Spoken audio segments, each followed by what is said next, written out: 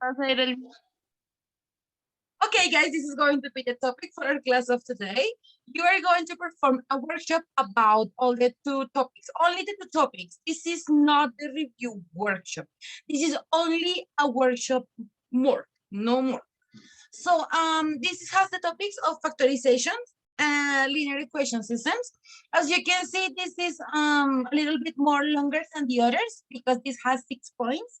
But remember that factorization is a really heavy topic and it's a really voluminous topic. So that is the reason I put only 2 exercises of linear equation systems and I put 4 exercises of factorization, okay? So it doesn't matter if you because we already do another miscellaneous of factorization. That's the reason I put only 4 exercises. If I didn't do that, I probably have to put a more longer workshop. So that's the reason I put 6 exercises, okay?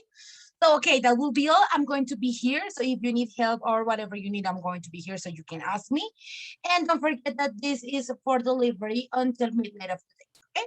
So thank you very much for your attention. You're being so kind. Remember to follow me at all my social media.